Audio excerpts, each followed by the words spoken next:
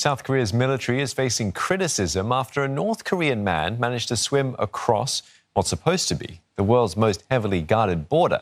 He was caught on demilitarized zone surveillance cameras 8 times, but soldiers didn't begin looking for him for hours. Lim Yun-suk reports. South Korea's Defense Minister Seo Wook attended a parliamentary hearing this week over the defection case of a North Korean. Wearing flippers, a padded jacket, and a diving suit, the man swam into the southern side of the border from the sea. He then dumped his gear at around 1 in the morning and spent 3 hours undetected, although he was caught on camera 8 times with alarms ringing twice. Reports say he was a North Korean civilian who worked in the fishing industry. The lawmakers in parliament criticized the military's slow action, saying this was not acceptable.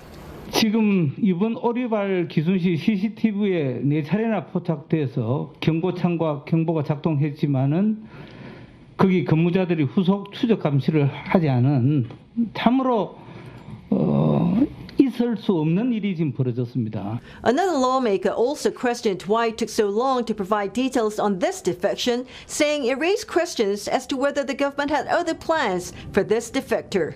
단 하나, 그 사람의 신원을 특정할 수 있는 것은 비공개하는 건 충분히 이해갑니다.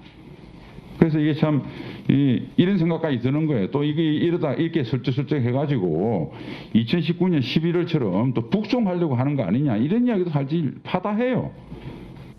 In November 2019, 2 North Korean fishermen sailed into the South Korean waters. But instead of granting them asylum, South Korea sent them back to North Korea, saying the 2 men in their 20s were suspected of murdering their fellow crew members. And that caused an outrage here in South Korea.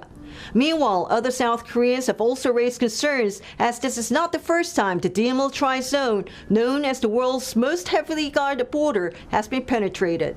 Last November, a North Korean man made it over a 10-foot-high border fence and evaded detection for nearly half a day.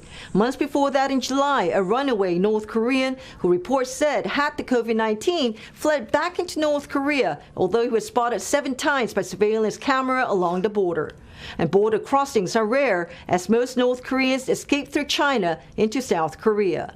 Lim Yun-suk, CNA, Seoul.